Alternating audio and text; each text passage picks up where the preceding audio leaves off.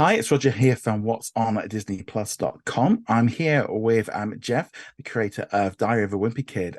Thank you so much for taking the time out to speak to me today. Could you give us a bit of an idea of what the new movie is all about? Hey, Roger. Yeah, the new movie is about the complicated dynamic between middle schooler Greg Heffley and his older teenage brother, Rodrick Heffley. And, it's all about a talent show and a party that Rodrick holds in the home that creates a situation where Greg can get closer to his older brother. That's cool. And one of the things I really enjoyed about the film was the dynamic between the brothers. With a younger brother myself, I definitely kind of could relate to Roderick. How did your childhood inspire the relationship between the brothers? So I have an older brother and a younger brother, just like Greg does. And my older brother, his name is Scott, and he had a band in the basement, just like Rodrick does with Löded Diper. And I remember coming home from school, and whenever they were practicing, I was like miserable. So I'm really drawing off of my real life experiences for this story. That's cool. Was any of those kind of events with the brothers, was that based on something in real life, or was that just something you kind of just made up? What's really funny is it's getting really hazy. My childhood is pretty far in the rearview mirror now, but I often can't remember. I'm like, did that happen in real life?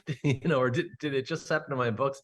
It's all sort of blurring together at this point. But there's definitely moments from my life that made it into these stories, and then they've been put through the fiction blender. That's cool. How sort of what was the biggest challenge working on these animated films? I think the biggest challenge was learning how to write for the screen. In my books, I've always just tried to string a bunch of jokes together, and I've never really cared that much about whether the story was coherent and certainly not emotionally resonant. Films are a really different thing. You have to tell an emotionally resonant story, or it's not going to be impactful. The audience won't buy into it. So I really have to make it a story of transformation, and it's a totally different skill set. But I really have enjoyed learning that skill set. That's cool. And I was going to ask with this one here, what was kind of like some of the highlights working with Disney on these films?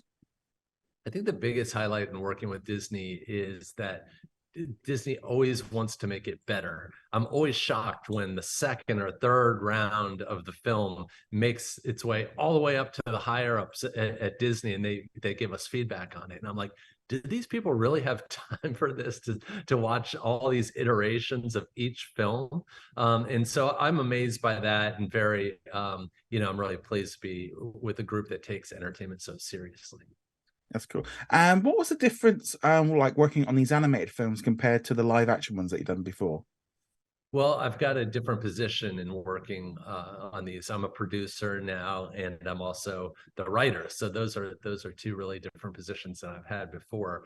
And so I'm really involved. Like everything that we make for the films, I'm very involved in. Even if we're designing a mailbox or a can of yams, I have approval over that, and I can make modifications. So we get to create the whole world together.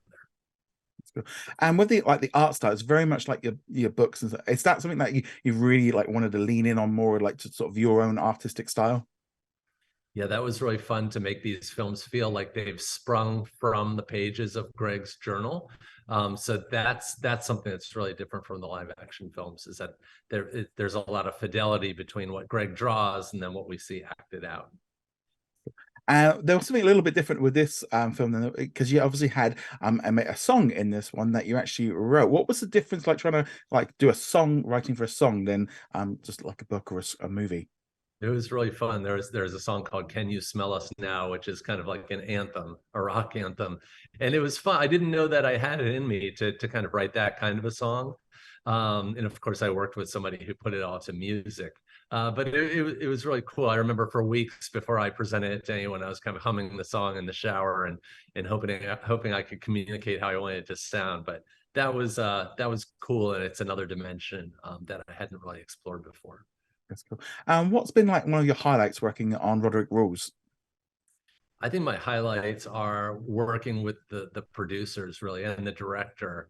We had endless meetings all during COVID, and that connective thread between us during this really tough time in the world really helped motivate all of us. So we knew we were working on something purposeful, that was going to be really a good product. So that those relationships are what my highlights were. That's great. And what did you like pick up anything different and like tweak stuff from making the first film to the second film? Yeah, I think honestly, it's similar in ways. Our palette just got bigger. Now we have a talent show scene. We have a whole Leisure Towers universe. So we got to sort of broaden the Wimpy world, and we're working on another movie right now, and we get to broaden it even further. So it's really cool to be able to keep building out this world. That's cool. One of my questions was going to be, is like, are we going to see any more Diary of a Wimpy Kid animated films? So is it going to be the third book, or is it going to be something a little bit different? Oh boy, I'm not allowed to say that right now, or Disney will, I don't know what they'll do.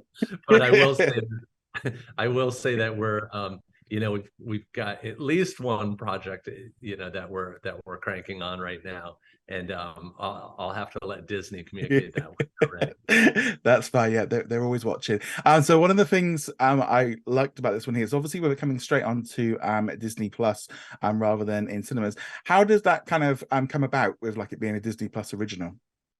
It feels like the right scale. I think nowadays to make something that has a wide release, you have to spend like $200 million on it. My stories are really small in a way. It's a story of two brothers or two best friends in the first movie, and the stories are smaller, and they're really made for the home experience, I think. And of course, now everybody's got these great setups in their homes, so it's cool. I feel like we're right exactly where we want to be. That's cool. And it's kind of one of the things as well I was going to ask was one of the big differences, obviously working on animation to being in live action is obviously the children don't grow up the same. Does that make it a lot easier? It does. Well, of course, voice actors do grow older, unfortunately, but it does make a difference that they're not going to look different. By the end of the live action Wimpy Kid movies, I think our actor was looking a little bit unwimpy. So I think it's nice that one thing is consistent, is that Greg is going to look the same. That's great. And I got to ask, and I asked this to everybody, what has been your favorite Disney Plus original so far? But we're going to allow the Diary of a Wimpy Kid films. Right. My favorite Disney Plus original. I haven't seen Andor yet, and I keep hearing good things about that. But I'm gonna say, take me back to the beginning, because I like Timmy Failure, and that was the very first. Oh yeah, yeah, Timmy Failure was fun as well, with like the whole polar bear, and yeah, it was, and it kind of, I think it ties in quite nicely with Diary of a Wimpy Kid. I think that one's pretty good. But I just wanted to say thank you so much for taking your time out to speak to me today. Thank you very much for watching this video. Make sure you go check us out over at whatsondisneyplus.com. Like, follow, and subscribe. Also, a huge thank you to all of our supporters over on Patreon and also on our YouTube channel memberships. And I shall see you guys in another video. Laters.